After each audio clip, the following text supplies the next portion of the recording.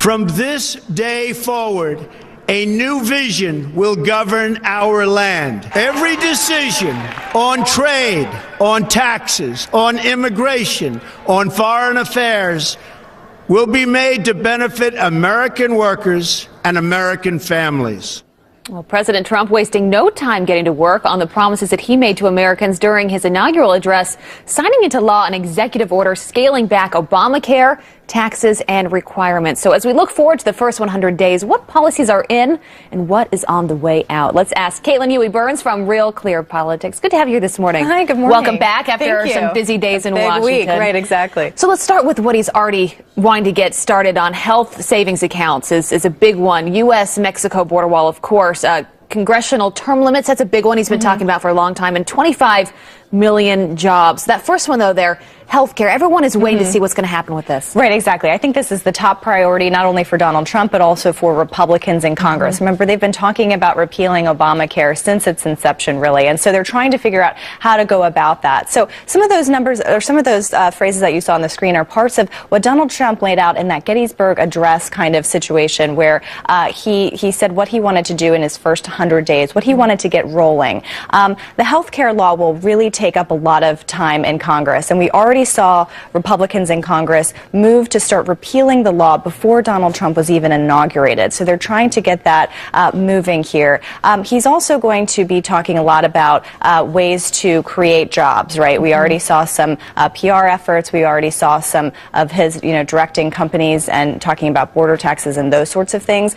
It's not going to be as easy as Donald Trump would like it to be. There's going to be some resistance among Republicans in Congress to some of these proposals. But I think what you saw with the executive order on day one was a symbol of, we're going to get things done right away. Right. Reality will set in very quickly of just how tough it is to get things done. The question is, how long will this honeymoon period last, where people give him that chance to see what he can get done? Well, some people have not given him a honeymoon period. Some people will never give him one, of course. Exactly. And you do have Republicans wanting to give him a little room. So you've seen situations over the past several weeks where Donald Trump has said, I want to do this on taxes, or do this on Obamacare, health care for everyone, or health insurance for everyone. And Republicans are saying, okay, that's not quite what we want to do. This is not quite how we want to do it, but they're not really forcefully pushing back on him just yet. There's going to be dissent, of course. It's a broad conference, as you know. But what's important here is he's setting the tone and kind of setting what he wants to do. Well, one thing he's setting the tone on pretty clearly is Obamacare. I mean, talking about things that he's throwing right out the window. Obamacare, one of them, sanctuary cities, foreign government lobbyists, 35% corporate tax rate. Right. His pledge to drain the swamp, so to speak. We've heard that over and over and over again. His team wanted to put a ban on lobbyists coming into the White House, a ban on White House lobbying foreign governments. They've already moved in terms of getting those things done. I was talking to a lot of supporters at the Capitol during Inauguration Day, and a lot of people mentioned all of those things that you just showed on the screen as something that they had voted for him about. Right? They wanted the wall. They wanted security measures. They wanted health care repeal. They wanted tax reform and those sorts of things. So in a way, it's a way for him to kind of say, look, we're hearing what you said. We're getting these balls rolling. See how it all plays out. A busy 100 days ahead for him, for sure. We'll good to have you here this morning. Good to see you. All right, coming up, will celebrities condemn Madonna for saying this? I have thought an awful lot about blowing up the White House, but I know that this won't change anything. Unbelievable. Dinesh D'Souza is on deck to react to that. Plus, Tom Brady supported Donald Trump for president. So the Patriots quarterback call and congratulate him after winning the election. The off-field drama that is now unfolding. We are back with some quick headlines. The FBI desperate to recover a submachine gun stolen right from an agent's car last month in San Francisco. An ammunition clip and bulletproof vest also were taken. That is the same sanctuary city where Kate Steinle was shot back in 2015. Her killer using a gun stolen from an officer's car. The accused shooter, an illegal immigrant who had been deported at least 5 times. And drug smugglers getting creative. Border Patrol seizing 3,000 pounds of pot disguised as watermelons. Agents inspecting a watermelon shipment in Texas that also carried 390 packages of marijuana. Unreal. Clayton and Pete, over to you. Eat that watermelon. Yeah. Well, hundreds of thousands of women gathering in Washington this weekend protesting the president despite his continued calls for unity. And this after violent riots erupted our nation's capital immediately following the president's swearing-in ceremony. So when will the so-called peaceful left denounce those inciting the riots? Here to weigh in, conservative filmmaker Dinesh D'Souza. Good morning, Dinesh. So, as this goes on, where are the voices, the sensible voices saying enough of this violence talk and rioting?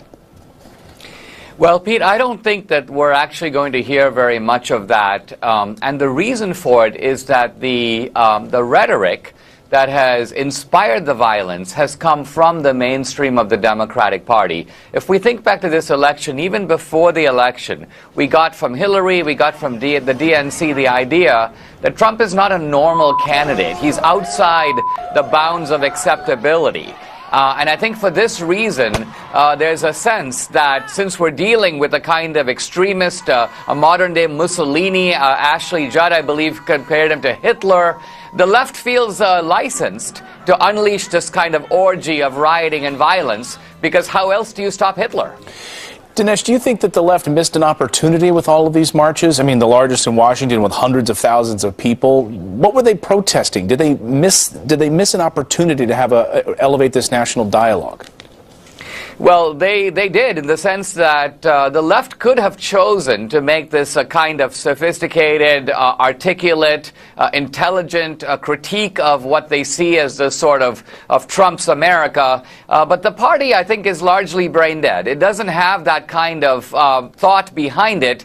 In fact, it's reacting with a certain kind of juvenile embitterment at having lost an election that they felt sure that they could win. And so what we've seen is just petulant outbursts and rage, but very little in the way of actual coherent thought. So, Dinesh, this is day one, and play Nostradamus for me here. Where does this go without leadership, without a coherent understanding of what the Democratic Party is?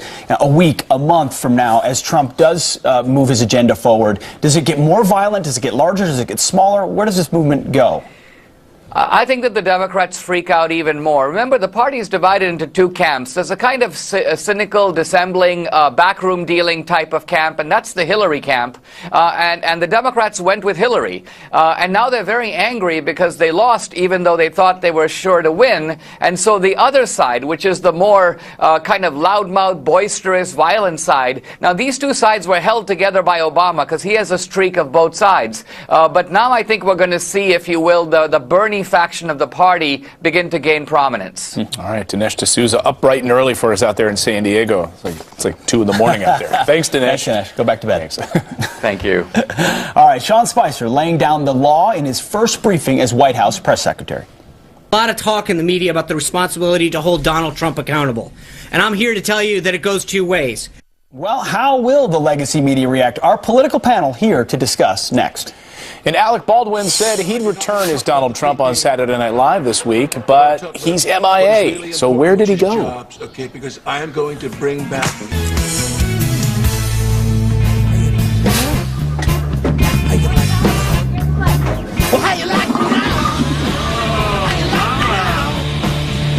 That is, I believe, Vanessa, the wife of Donald Trump Jr. You know, she put some nice spin on that, which is pretty impressive. Look at that. You know what that is? That's the White House bowling alley, and it's been there for a number of decades. I can't remember who put it in. I think it may have been Richard Nixon. If I'm wrong, let me know. So this was posted on Instagram, yes, apparently. And, you know, this is when you know you've officially moved into the White House, when you go down and you bowl. I wonder if they have... what are they called? Bumpers?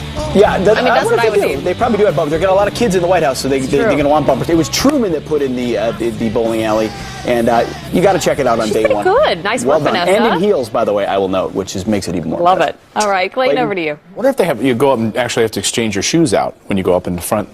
Maybe it's a so many questions we've got to get figured out. The foot spray in there. Well, Press Secretary Sean Spicer laying down the law on the first White House press briefing yesterday. At a time when our nation and the world was watching the peaceful transition of power, a reporter falsely tweeted out that the bust of Martin Luther King Jr. had been removed from the Oval Office. Secondly, photographs of the inaugural proceedings were intentionally framed in a way, in one particular tweet, to minimize the enormous support that had gathered on the National Mall. This was the largest audience to ever witness an inauguration, period. both in person and around the globe. This kind of dishonesty in the media, the challenging that bringing about our nation together is making it more difficult. There's been a lot of talk in the media about the responsibility to hold Donald Trump accountable. And I'm here to tell you that it goes two ways. We're going to hold the press accountable as well. Thank you guys for being here tonight. I will see you on Monday. I'm not going to answer any questions today.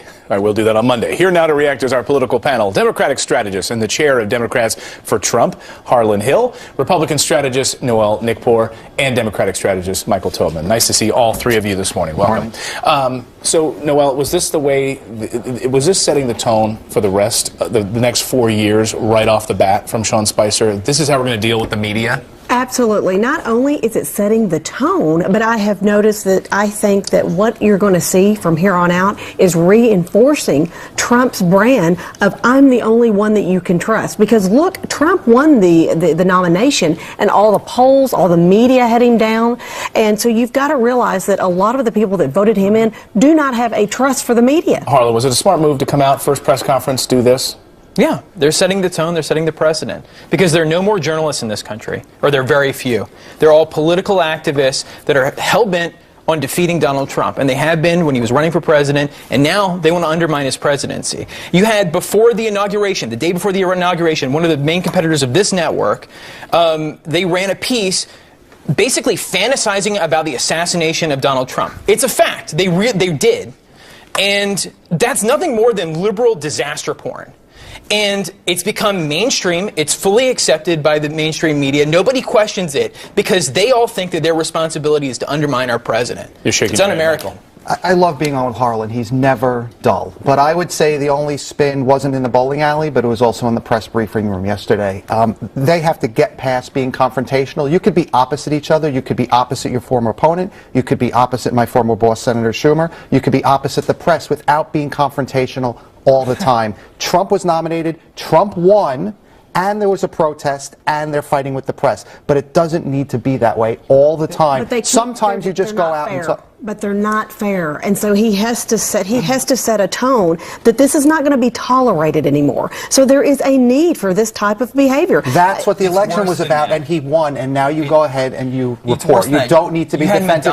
It diminishes the office. You had Madonna talking about blowing up the White House. You have people in the media calling him literally Hitler, and they've been doing it for 18 months. This kind of language gives license to some crazy person with a New York Times subscription and a weapon who thinks that they're stopping the next great dictator. No, it's the truth. And that's what they've done for... I mean, it looked like the coverage yesterday of these protest marches was far more favorable in the mainstream media, even with some of the despicable things that were written on some of these signs you can't even show on, you can barely show them on websites. Was it fair? Was the media fair in their coverage of both the president's inauguration and these protest marches? Certainly there's a difference. Let me start off. I do agree with Harlan that a lot of reporting these days is opining.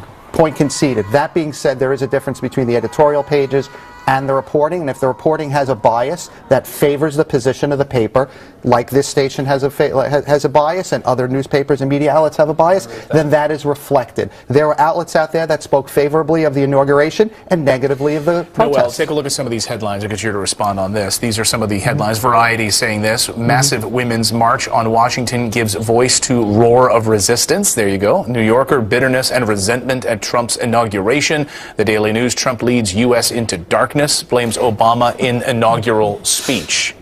You know, you've got to look at this.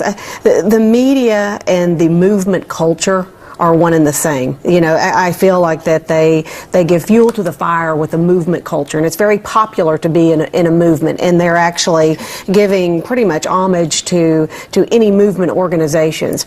Now, it so happens that the angle where Trump is looking at this from is saying that you are actually promoting and covering this on a more grand scale than my inauguration and the fact that I am now the President of the United States. Harlan? I will say that there's good news for Donald Trump and bad news for Democrats out of this because it's not working for the mainstream media. The Democrats didn't just lose the White House. There are 52 Republican senators. There are 240 members of the House of Representatives that are Republican. There are 31 Republican governors, and there are 32 state legislatures that are totally controlled by Republicans, both chambers. Michael, final word. Democrats are in free fall. They won the elections, and now go ahead and govern. It doesn't have to be a fight all the time, every day, about everything. I agree with that. It doesn't have to be a fight all the time. Get some work done. All right, guys, great to see you this morning. Abby, over to you. Thank you, Clayton. Turning now to some other headlines this morning, and jail time now likely for many of those violent inauguration protesters.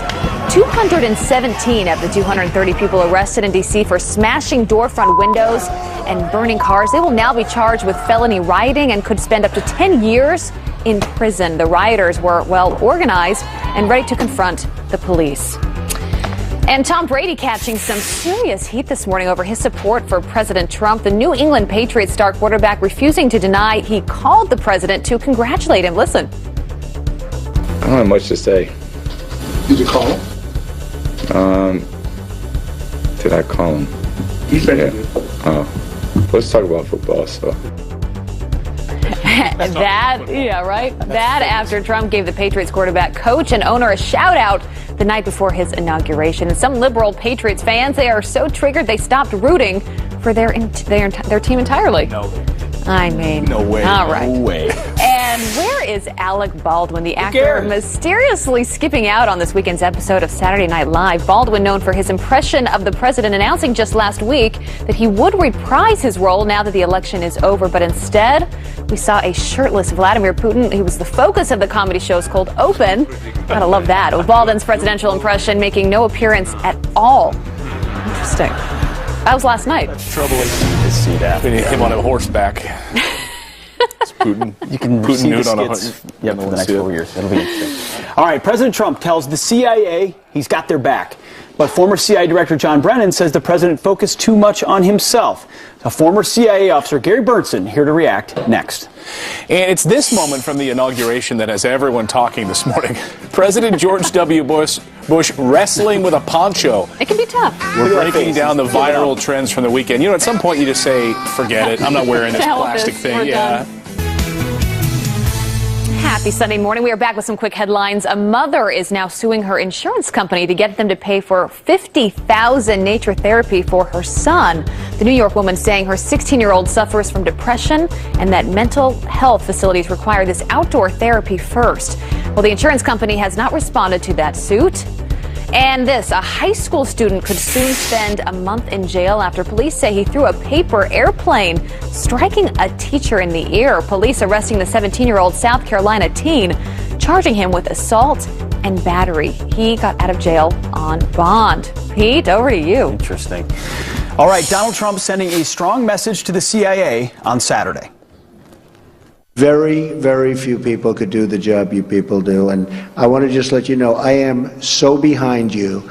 And I know maybe sometimes you haven't gotten the backing that you've wanted. And you're going to get so much backing.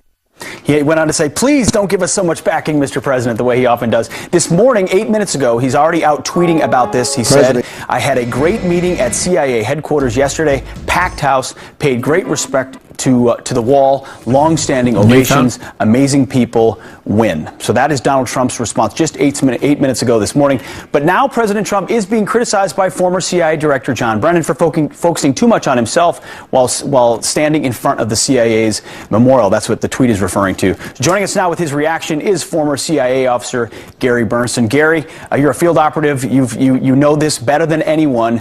First of all, how do you gauge the reaction President Trump got yesterday?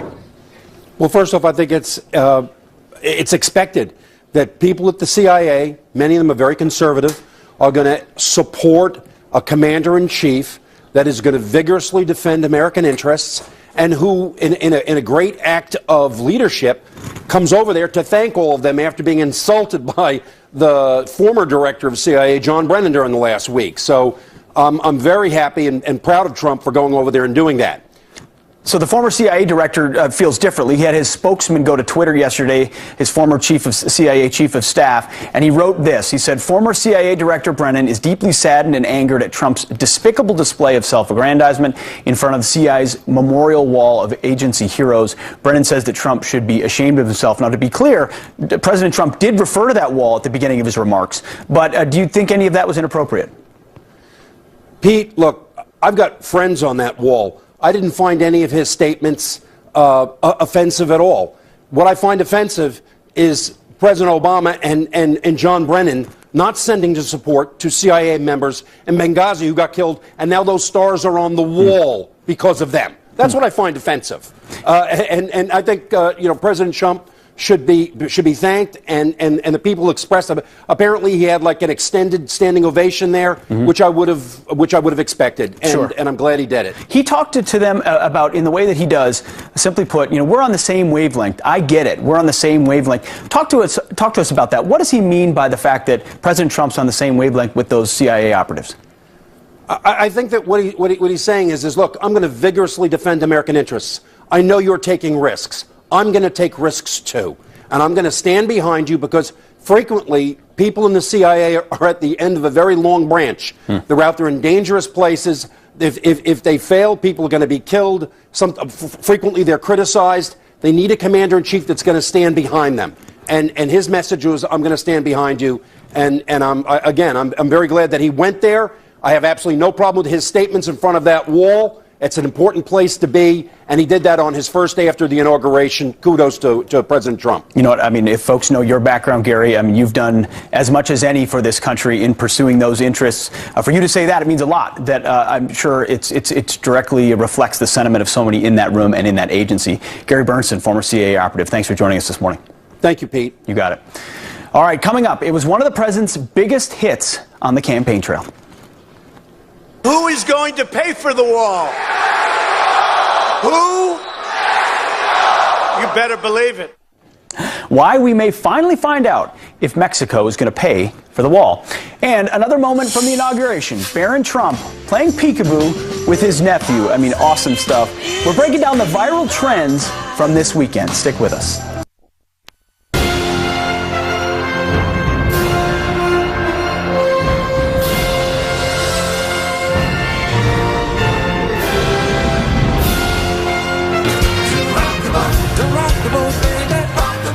Tip the boat over. Rock the boat. Don't rock the boat, baby. Rock the boat. Well, there are a lot of great moments from the inauguration this week, and a lot of them that went viral. And the internet was exploding with things that they love the most. And number one on that list was President George W. Bush wrestling with a poncho, and Dick Cheney trying to help him get this plastic poncho. If you don't recognize who that is behind him, that is former Vice President Dick Cheney wearing a cowboy hat, finally helping him just take the darn thing off. The former Vice President came prepared. He wore his cowboy hat. He knew there might be some rain. And so this came out as hashtag PonchoGate online. Which is fitting. As people caught screenshots of every moment. And it was great because I think George W. Bush just kind of sat there going, I don't really know how this thing works. Let's just end this. And they were handing him out because it started to rain right as he started speaking. Little did he know everyone was talking about it on social media. And you're behind him in the audience, so obviously the cameras are going to catch you. In those moments, I mean, I can't stand ponchos. You go to Disney World, you see everyone wearing the ponchos. I never put one of those things. You never know. Does it have arms? Does it not have arms? Like, where's the hole? And it's not breathable. Just embrace it. You know, you get warm. You get too hot.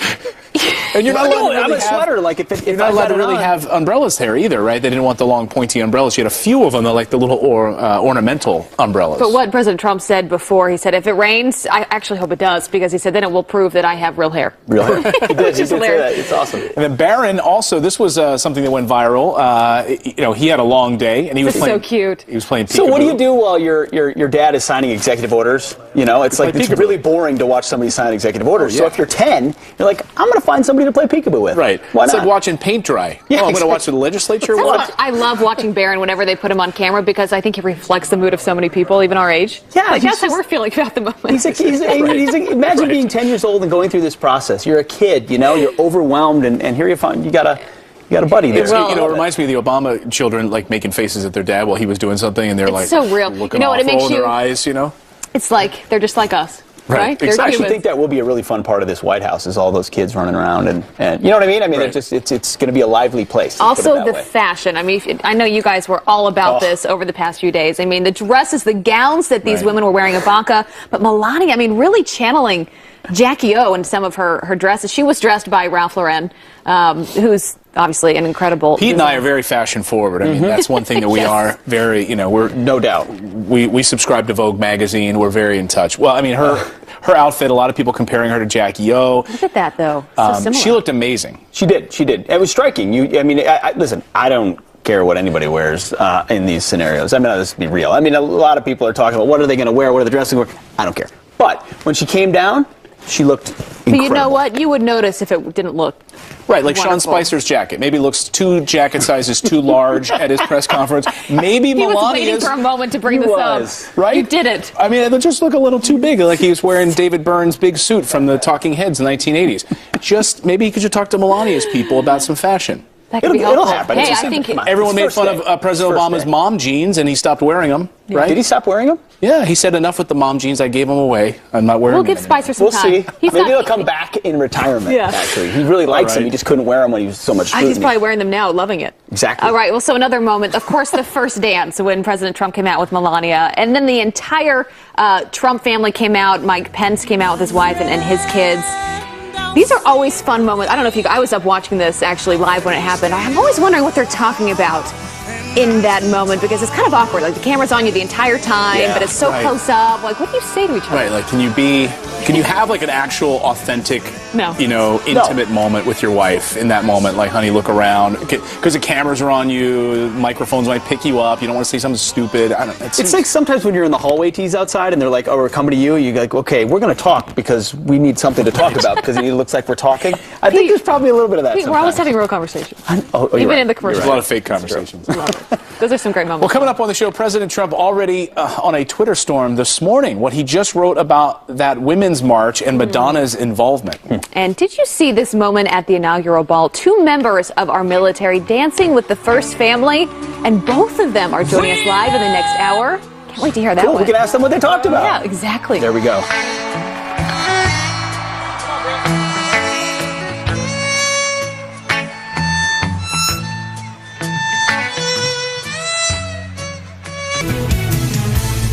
Good morning. Happy Sunday, everyone. It is January 22nd. I'm Abby Huntsman, and it is day 2 of the Trump presidency, and the White House press secretary is putting the media on notice. These attempts to lessen the enthusiasm of the inauguration are shameful and wrong. This kind of dishonesty in the media, the challenging that bringing about our nation together is making it more difficult. The warning shot fired in the White House as the war with the press heats up. And as people march in protest against the new administration, well, Madonna said this. I have thought an awful lot about blowing up the White House, but I know that this won't change anything. How very thoughtful of you, Madonna. The president just weighed in on Twitter about this, his reaction in moments. And it's a moment they will never forget. 2 members of our military dancing with the first family at the inaugural ball. Both of them join us live this hour. Fox and Friends Hour 3 starts right now.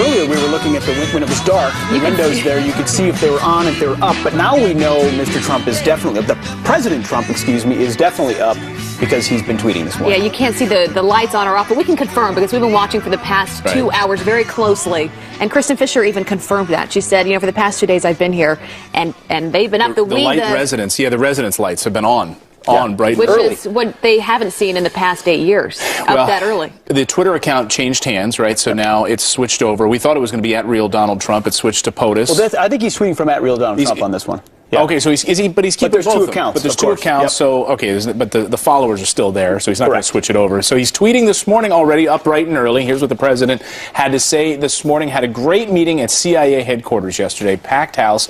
Paid great respect to the wall, meaning the wall, the memorial wall that he was standing in front of. Long-standing ovations. Amazing people win. Yeah, and then he went and tweeted this one as well. Watched protests yesterday, but was under the impression that we just had an election. Why didn't these people vote? Celebs hurt cause badly. That is a great point. That is exactly what when I saw these protests yesterday, I said out loud to my wife, I said, I wonder how many of those people voted. Great question. We're going to get more to that for sure. He had a third tweet as well. He said, wow, television ratings just out. 31 million people watched the inauguration, 11 million more than the very good ratings from 4 years ago. So we know he pays attention to that and continues to for the I inauguration. didn't know that he did. I think you did know that. Well, and all of this way that you can now listen and stream, whether it's on YouTube and all the different ways that over the past years we didn't. Do they account for that, honestly, with ratings these I don't days? know. I mean, I don't think you can account for it because then you're having to tie in Nielsen, YouTube streaming or Hulu and all of the different ways you can have access to it. Facebook. You're just probably looking at Nielsen ratings. To that point, regardless, it probably was the most viewed inauguration. For all the different ways you can take it in now, that never existed in the past, more people probably saw that speech than any presidential speech before. Yeah. Well, let's go now to Kristen Fisher, who's live for us at the White House. It's been there all morning long. And Kristen, you told us earlier the lights have also been on behind you. Yeah, we know President Trump is an early riser, and that's what I've been seeing the last 2 mornings that I've been here. Now, if anybody still thought that President Trump might be friendlier to the media than candidate Trump, we now know definitively that they were dead wrong. Yesterday, the Trump administration launched an all-out assault on the press. First, the president himself fired several shots during a speech at CIA headquarters, standing in front of the agency's memorial wall for fallen employees. President Trump blamed the media for his perceived feud with the intelligence community, even though he's the one who had repeatedly attacked them in their assessment of those Russian hacks. I am with you 1,000%. And the reason you're my first stop is that, as you know, I have a running war with the media. They are among the most dishonest human beings on earth. Well, then it was President Trump's press secretary, Sean Spicer's turn. He used his first official statement from the briefing room to blast the media for its coverage of the inauguration, specifically its use of that split-screen photograph comparing the crowds at Obama's inauguration to Trump's. Spicer claimed Friday's crowds were the largest audience to ever witness an inauguration, though he offered little evidence to back it up. There's been a lot of talk in the media about the responsibility to hold Donald Trump accountable. And I'm here to tell you that it goes 2 ways. We're going to hold the press accountable as well. So the relationship between President Trump and the press corps that covers him is already off to a very volatile start.